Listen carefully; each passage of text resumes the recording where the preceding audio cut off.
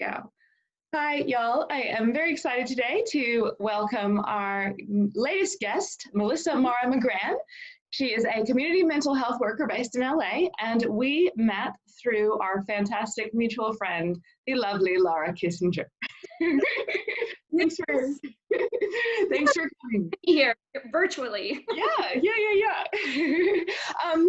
So we'll just, before we start talking about the current moment in history and the pandemic and everything, tell me a little bit more about your life, your career, your background, how you got to where you are, and what you do, what your job is. Yeah, so I've been in LA actually 8 years. Like this weekend is my 8-year anniversary. I've been here for 8 years. I'm originally from upstate New York, so that's where I grew up. Moved to Denver for a few years. That's where I got my master's in social work. And then after I got my master's, I moved out to LA, and I've been working in a bunch of different social services jobs, but worked with individuals with developmental disabilities that had co-occurring mental health issues. And then more recently, I've been, in the last few years, I've worked in community mental health, and in the last 2 years, most specifically working with the Office of Diversion and Reentry. And so basically what we do is, the Office of Diversion and Reentry is sort of a newer program to Los Angeles and the entire country. It's been here for the last 5 years and really actively the last 3. And I'm actually I was the program manager that sort of brought it to our agency and started it and brought it to life. And so recently stepped into, we have so many, our housing programs have just sort of bloomed. And so we work with, people that are diverting from the jail systems that have a long history of severe mental health, homelessness, substance use. And so the whole aim and goal of this program is to decriminalize mental health issues, homelessness, substance use, those types of things. Because I don't know if you know this, but Los Angeles has the largest jail system in the country. No, I didn't know that. The daily census is usually around 17,000 people. Right. And about 35% of those people have a severe mental health issue or identified mental health issue, right? And so Wow.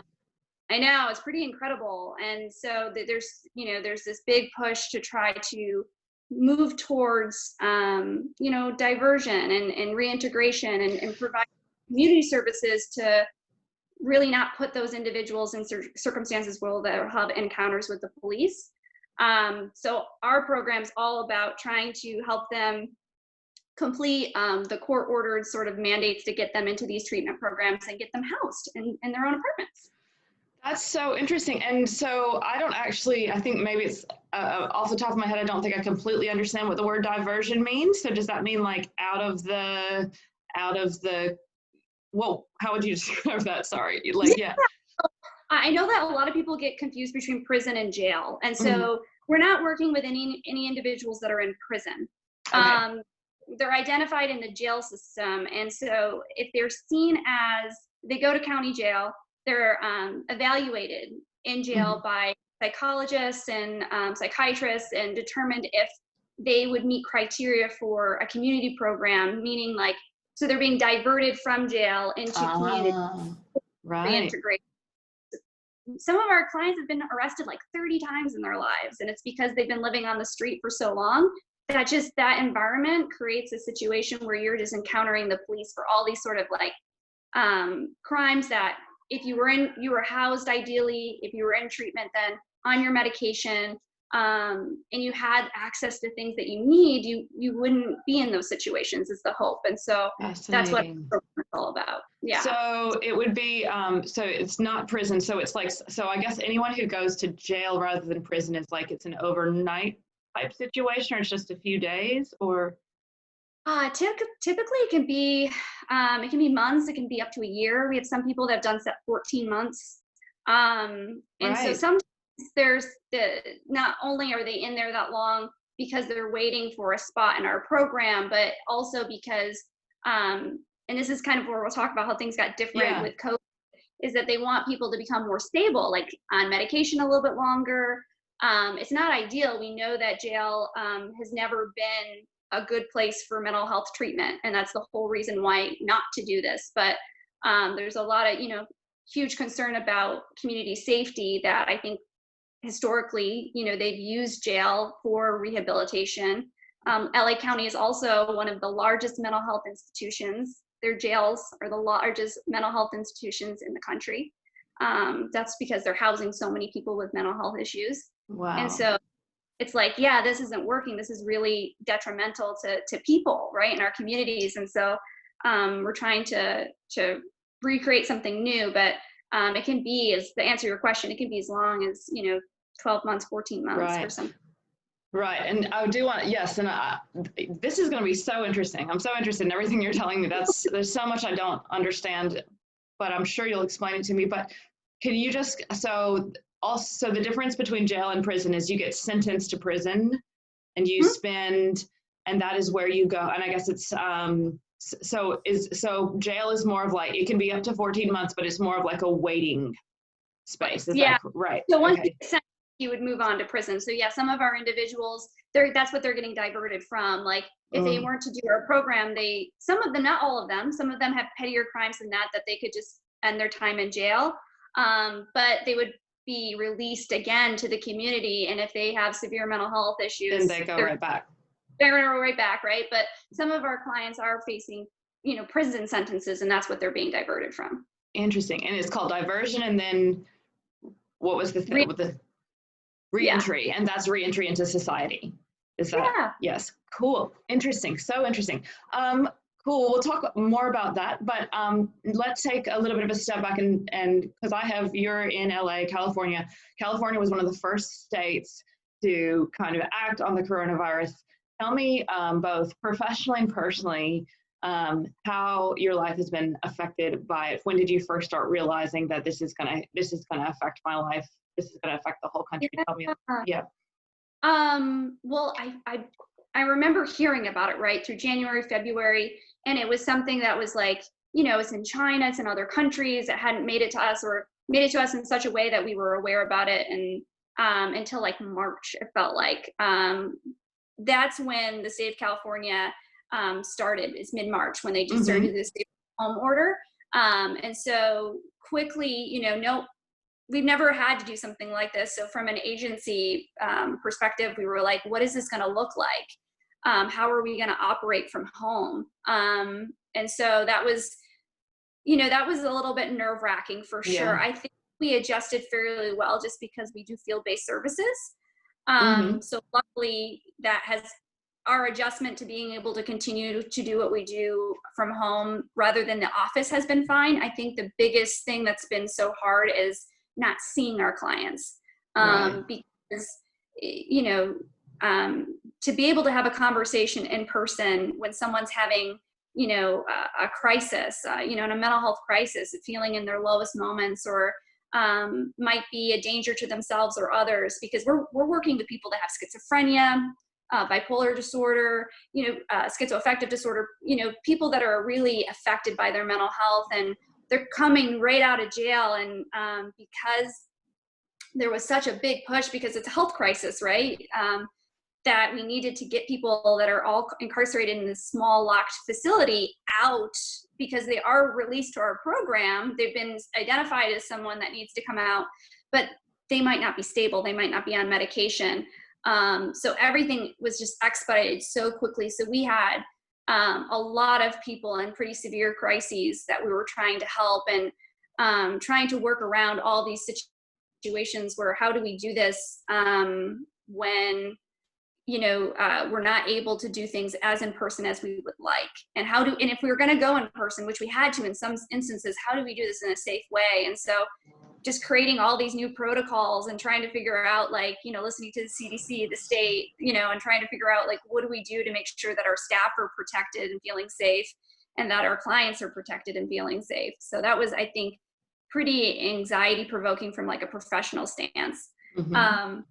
Because you guys would have, like, I'm guessing you had like a physical building where people, I don't know if they could stay there, but they could come to you, and like you could have meetings and I can imagine. So like your clients, did they have Wi-Fi at home, for example, right? Like, were they going to be able to?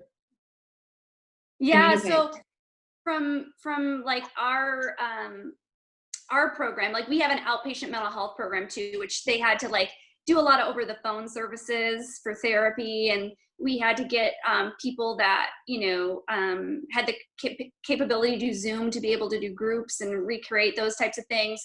Many of our clients, when they transition out of jail, they go into what's called interim housing, which is like a transitional home that's with other people that are going through the same program as they are. And so the Department of Health, who funds this entire program, was really great and quickly got laptops out to all these homes. Cool. Yeah, it took a few weeks to get all the kinks out, but for something that we weren't prepared for, I was impressed with how quickly we were able to put things together in terms of sustaining communication. Right. When clients leave housing, that's when it's really hard. Getting them back in touch with them. We had people, because if you get charged again, so if you have a client that leaves, they're not on their medication, they have a run-in with the police again because they're acting, they might be having a behavior associated with their mental health issue, right? Right. And so we're having people that are arrested and instantly released, which before they would hold them until we could pick them up. Right. So, losing people and trying to find them and trying to, they were arrested and then because they might have the COVID-19. Is that why they've relaxed basically a lot. They had to reduce the number of people in jail. They had to kind of relax the types of things that they would normally do. So if you have a bail of 25 grand or less, then you were just released with a court date.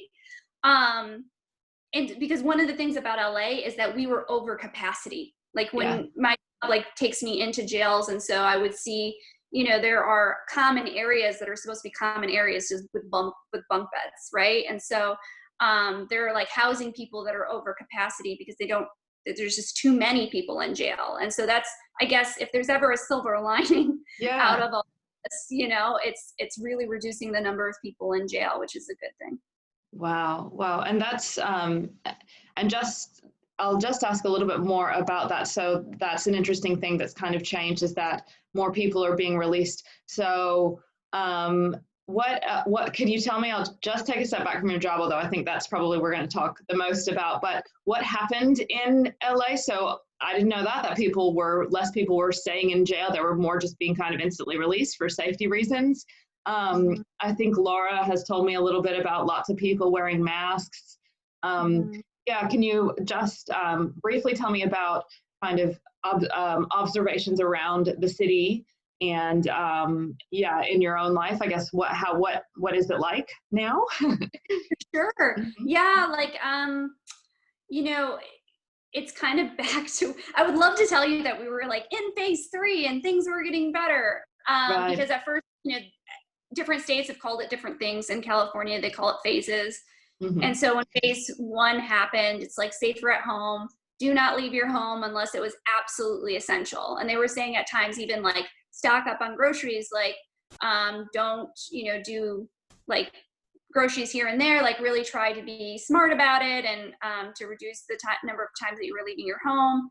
And then slowly, as we were going through these different phases, things were relaxing, and at all times we're still to wear a mask, right? And social distance 6 feet.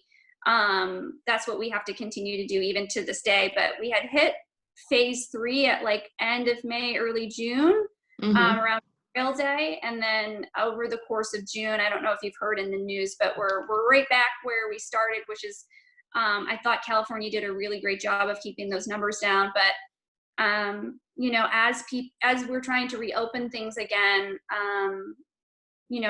I think that people were getting a little more relaxed about social distancing. I myself didn't go out, but I've read in like the LA Times and stuff about how they had to it's kind of, they opened up the bars and then instantly had to close them back down again. So they're like, you guys aren't doing what we were hoping you'd do. And so I guess the numbers were spiking, and it was the same with the parks. At first they said you can go hiking, and then they had to close that down. They've since reopened it, but then again with the beaches, it was like the beaches were opened for this weekend. They're closed again. So it's hard to keep up. Right. And have you personally known anyone who's had it? Or yes. So we've had clients get virus. We're working with individuals that, even though we really encourage them to stay at interim housing, they're living in congregate living, and so they're living with a lot of different people. That increases their risk of catching it. And in no way am I shaming anyone for leaving, because I think it's such a toll. The isolation has such a toll on us,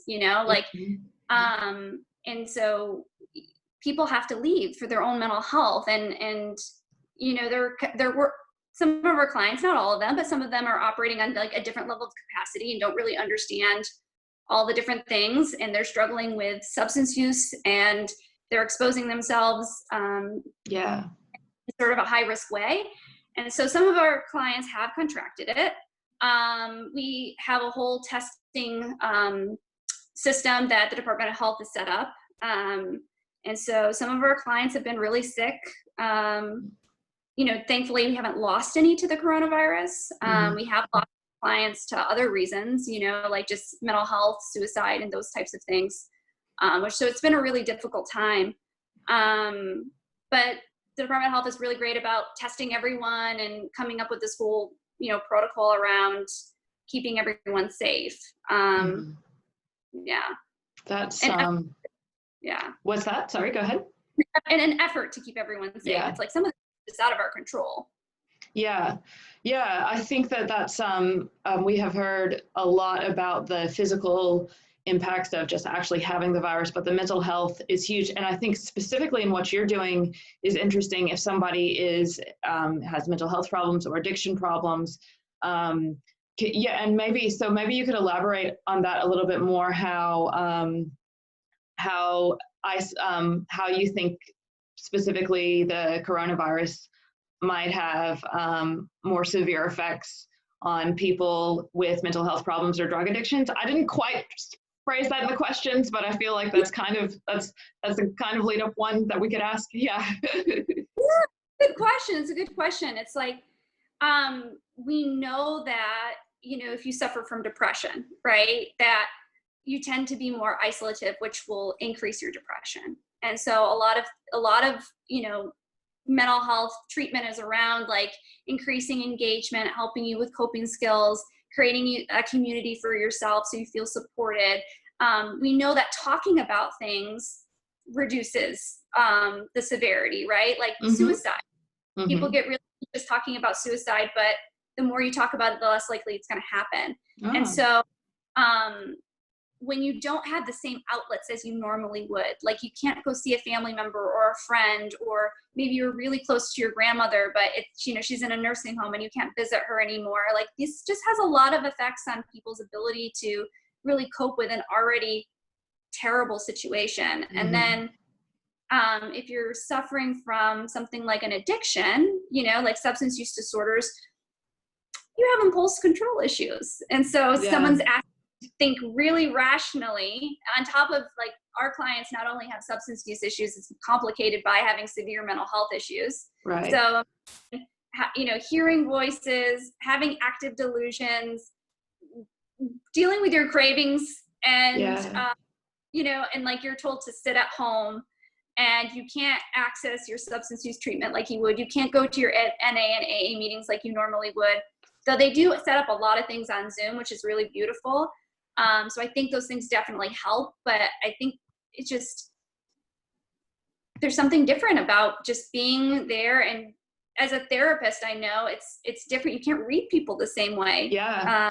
When you're over the phone or over Zoom, it's just not the same. Someone needs to see like your facial expressions, that you truly care, and that, your body language, and we try to simulate that as much as possible, but it's definitely not the same. I can imagine. It sounds like I can imagine you're probably struggling with your own mental health.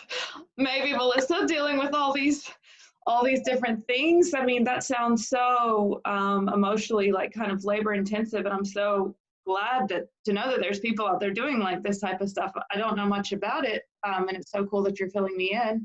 Do you, could you maybe, here's another surprise question. Okay. Could you maybe say, like, so you're having lots of Zoom calls, you're kind of implementing these strategies. If somebody is watching this and maybe they might feel isolated or something like that, what would you, and they can't go out in the same way that they usually do, what is, like, do you have a few simple, easy things that can be done regardless of where you are and what your lifestyle situation is to be of assistance? Yeah. Well, I will first say there's never like a blanket thing that anyone can take, because each of us are very different. So I could rattle off a few different ideas, and if they don't work for you, that doesn't mean there aren't things out there that will work for you. And so my biggest thing is like, how can you increase your engagement in sort of a meaningful way for you, whatever that may be, right? And so if that is like setting up times to talk with friends and family over the phone. Not everyone's like a video chatter. Like I've had people, I don't feel comfortable doing video, and that's totally okay. But just like if you can hear someone else's voice, I think that makes a world of difference. And then I will say, find any way that it's safe for you, because I know living in the country versus a city, there's like different things that are safe, but whatever's safe for you in your individual situation, to get outside. And your body as much as possible. Like I'm a big believer, just because I've seen it work so many times, that like movement changes mood. So if you can like dance or whatever brings you joy in terms of like going for a walk or whatever it may be, I think that's a huge one. And then the last thing I would just recommend is that know that it's okay to ask for help. And feel okay that it's okay to adjust your expectations right now. Especially for those of us that are from like Western culture, like, we're supposed to be independent and get everything done, and now we're asking it's like, this is not the time. I kind of would argue that it's never the time. It's a problem. It's very similar. I think there's in Australia as well. And actually one of the earlier interviews I did with my friend Craig Hamilton, he does a lot of work with men in Australia, because they keep their emotions kind of in, and that can, that's why there's a problem with men and suicide, so absolutely. And so being, kind of taking that leap of faith in the vulnerability of opening up and talking about it, I think is so important. And find someone that you trust. It's okay. Like not everyone's going to be the person, to talk with about whatever you're going through, and that's okay. And therapists are trained to support you in this way. And we're going through a very abnormal time. It's okay. It's actually normal to feel anxious and uncertain, and more uncertain and anxious than you normally would be because of the circumstances. So I just would encourage everyone to kind of relax their expectations of themselves and be open to talking to someone about what they're going through, in terms of just finding new ways to adapt to this really weird time. Those are great tips. Those are good. And we were very kind of strict during the pandemic. The beginning, Australia is doing a lot better, although we're not out of the woods yet. And I found that if I could just do a little bit of yoga every day, it really changed my outlook. So I think that it's that movement tip has been, and that's a bit of meditation as well, and breathing and stuff like that. So absolutely. Some really wonderful things. So each city's different and what they're offering, but Los Angeles County, Headspace is giving us a year's worth of free subscription, which is wonderful for meditation. Laura told me about that. That's great. So you have an app, like you basically have a virtual therapist. Is that kind of what it is? Yeah, I wouldn't go so far as to that, but I mean, it's an app that offers meditation and mindfulness exercises and teaches you about deep breathing. And it starts at a very basic level, and then it kind of increases. So depending on what your experience has been, it could be nothing, and it's super helpful. But the subscription is free for the year, which is really so for anyone in LA County that wants to look that up, you can get to that. But I imagine that other cities are offering other really cool things. Like LA County is also doing a lot of stuff for our transition age youth, you know, people that are in their teens and early 20s. They're offering a lot of community stuff here as well. So just check out what's going on in your city or county, see what they're offering virtually. I know that a lot of kids stuff is out there too, in terms of fun activities to do that are interactive from home. Yeah. So you do a lot of cool things with mental health and substance use and moving people out of the incarceration system and trying to get them back kind of into the community. And this seems back into society. This seems relevant to a lot of issues that we're seeing and we have seen with the Black Lives Matter movement. And I was wondering what were your thoughts around them happening? I know that LA had a lot of protests. And also people of color disproportionately affected by the pandemic. Were you concerned about the protests? What were your thoughts about them? Tell me about that. Yeah, I mean, I was concerned about the safety of the protesters. You know, I think absolutely, and you know, just the safety of store owners too that were being affected by it, and you know, it was a turbulent time for sure. You know, the protests have gotten increasingly more peaceful, which I will say is interesting, because as soon as they stopped sending cops in military gear, you know, things seem to calm down. So they're adjusting their strategy. Like, yeah, like if you treat something like the apocalypse, people freak out. Like we were getting alerts saying with, you know, different curfews, like you can't leave the home past 6 p.m. And it's like, you know, like I think that caused more anxiety for me than the actual protests. Right.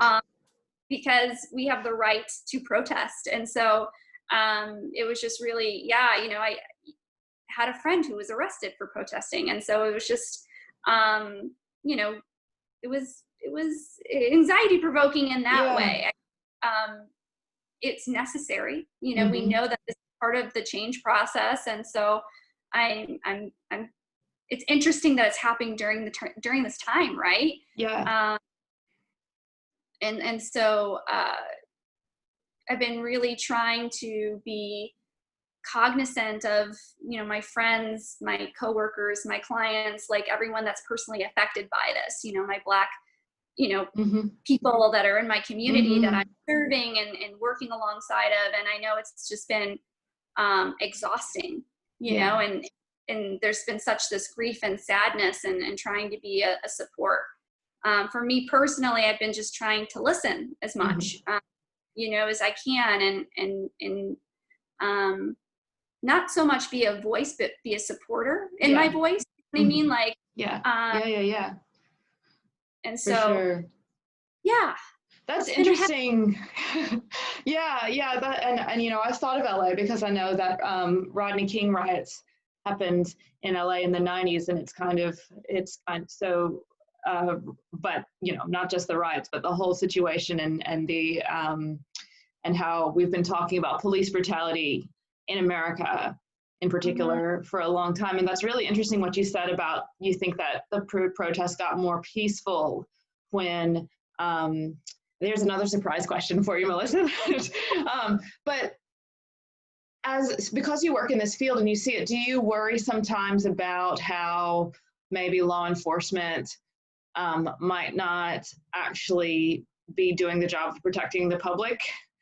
Well, absolutely. As a citizen, as a mental health worker, I will say that about, I don't know, I don't want to put a percentage because I'm not quite sure. I don't have any actual data, but I feel like half the time but maybe less than half the time, because it's still really surprising.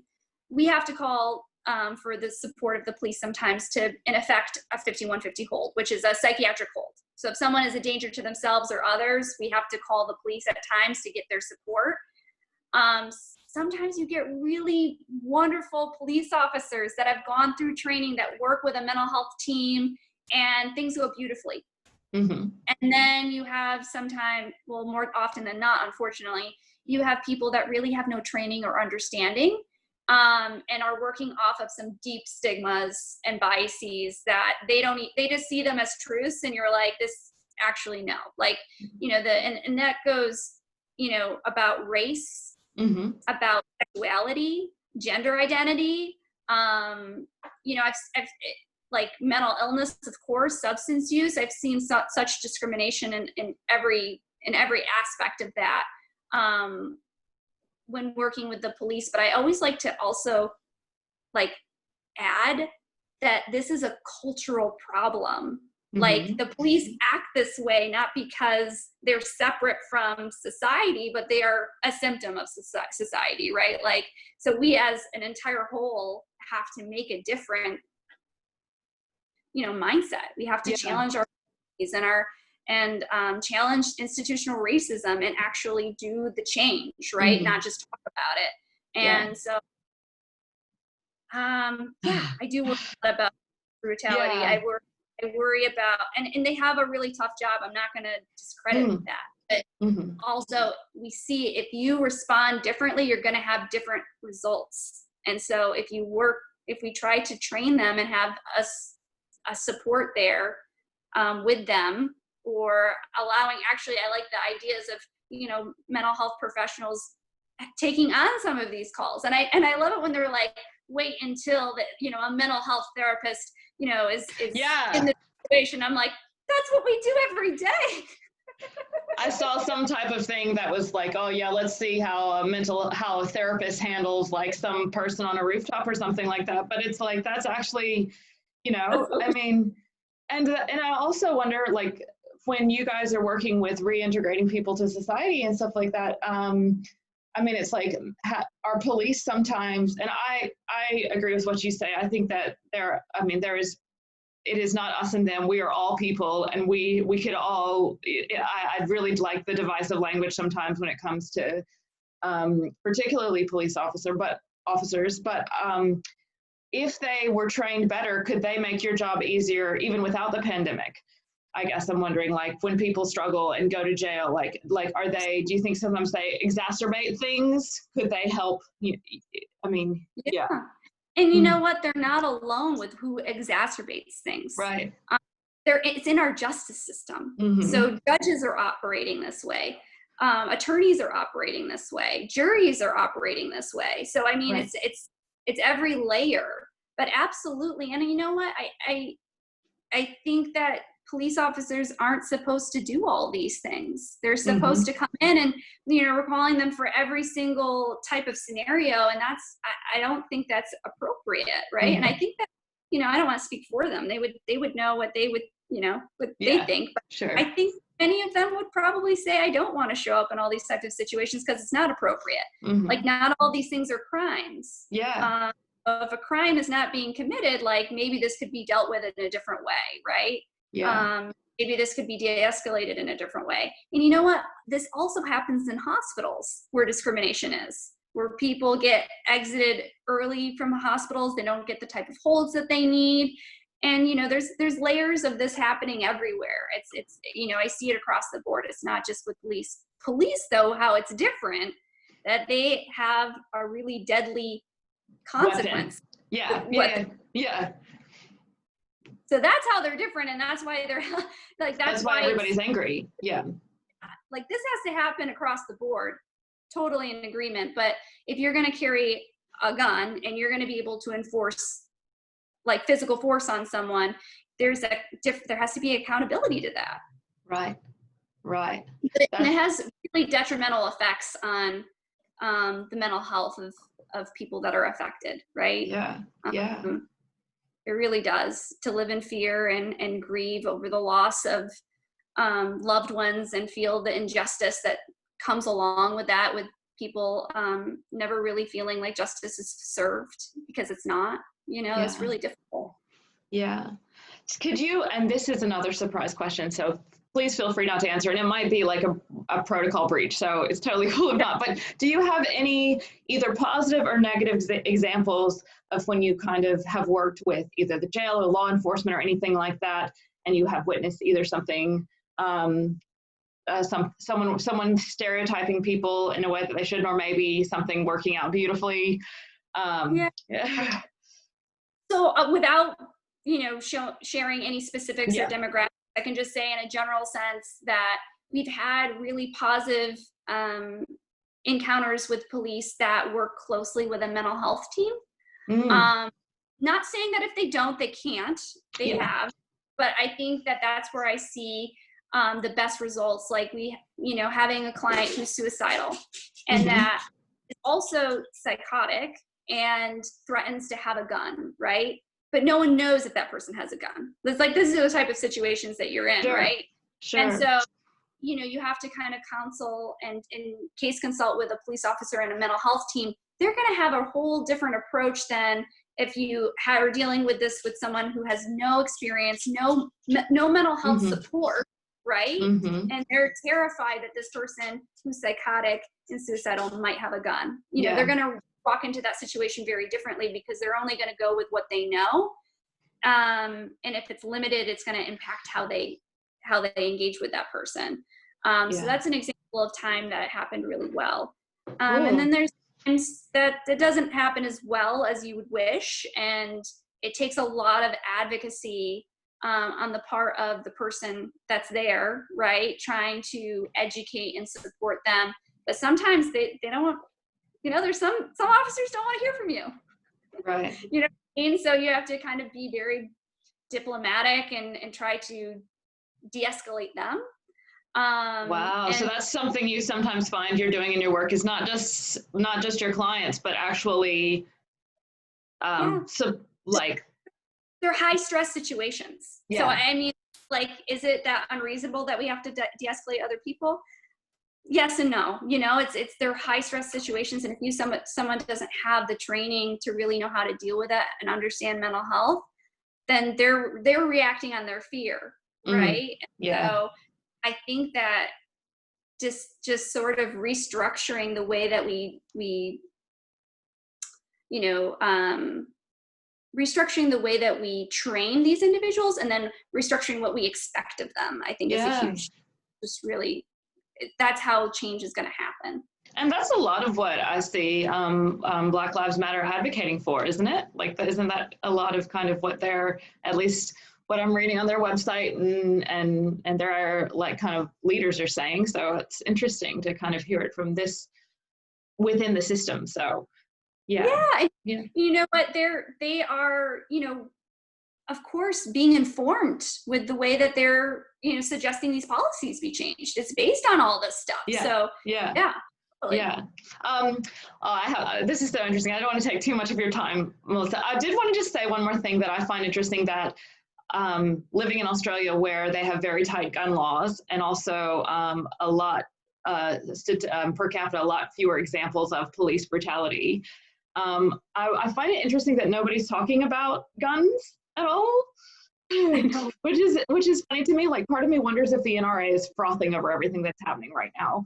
I know that's a separate kind of issue for sure, but it's just interesting because you mentioned like police have guns, and then a lot of probably citizens have guns, and that's like another layer of complexity and danger.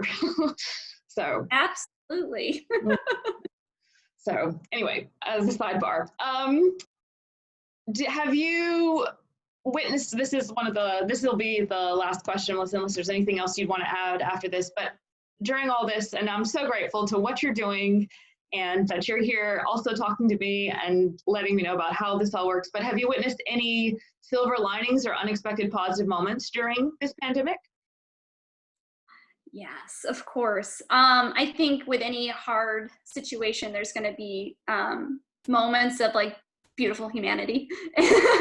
I will say that I love my team. They are amazing. I think I just love the people that I work with. And I think that makes a world of difference when you're in a difficult situation. They make it all like a lot easier. I think that's the best way that I could put it. And you can tell that I'm getting like a little emotional because I adore all of them, and the clients too. I mean, I think that we come together as a community, really, and we had strong relationships going in, and I think that they've gotten stronger. These types of situations really test us, right?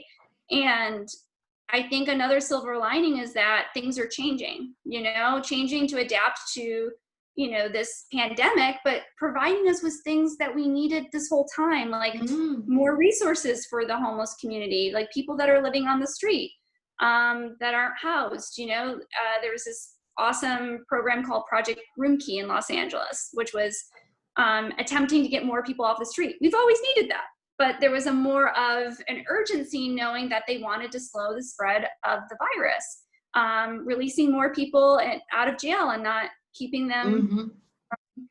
And just because not everyone knows what this is all about, I want to say that these are people that are determined to be safe for the community. Like sometimes people are like, worried about rapists, child molesters, murderers. These, by and large, I can't speak to every state and every situation, but by and large, they're not the type of people that are being released. These are people that have been determined as safe to be released and would have been released anyway, but they're just expediting it. Right. And so interesting.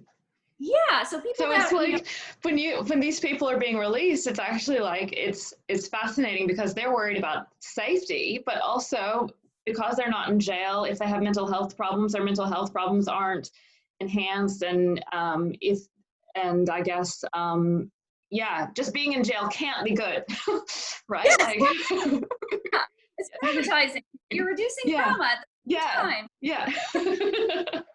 So I mean, like, I think in World Central Kitchen, which if you haven't heard about them, they're wonderful. They're a great organization that brings food to so many people in the United States, and internationally, but they have been helping our folks in Los Angeles get meals. And so they provide a meal every day for a client, which is pretty amazing, because our clients were having a hard time getting access to food and healthy food, right? Nutritional food, before this happened. But now, there's just all these types of things. These are just some examples, but I think those are the silver linings of this situation. It's like bringing more resources that we already needed, which is a really good thing. That's and then so cool. Change process, which I hope sticks. The what process? Sorry. The change process. Yes. And so make that there's more resources and access for individuals to get what they need. Those are great examples. When I share this, I'll make sure to include some links to some of these things that you're mentioning, because I think that's so cool. And that's so interesting that all of a sudden it takes the pandemic for people to realize, to prioritize certain things. But also, it's so special and so important what you're doing, Melissa. So thanks again so much for sharing it, and also just for doing it, because we need social workers and mental health workers in this world. And there's that's becoming abundantly clear in this moment in history. Is there anything else you want to add before I let you go? Oh, well, I just want to thank you, Alex. Thank you for interviewing me, and I love talking about this type of stuff. I can nerd out on it anytime. No. So I thank you so much. And I guess the only last thing I'd want to say is that to just remind people to go easy on themselves right now. We're in a really difficult time, and we know that the mental health implications of what's going on is going to outlast Corona. So even after a vaccine try to reopen and try to go back to normal, or hopefully a new normal, that this stuff is going to take a while to heal from, because this is traumatic, being and traumatic for each person in a different way. There's going to be people that are probably reacting to the stressful situation in a different way. I'm not going to say a better way, because it's just a different way. Yeah. And so for those people that are feeling a little bit better, reach out and really provide support to other people. And because we're a community. And so the more you reach out and give, the more you're going to get back, a stronger for that. That's an important thing to think about. If you are able to manage it, then you have the power to possibly be there for somebody else and lift them up as well. That's something I need to remember, because I've been a little bit isolated myself, and I think, and I've been okay. So that's something maybe I can challenge myself to do moving forward. is kind beautiful. A little bit more. That's great advice. That's beautiful. Thank you so much again for your time today, Melissa. You're welcome.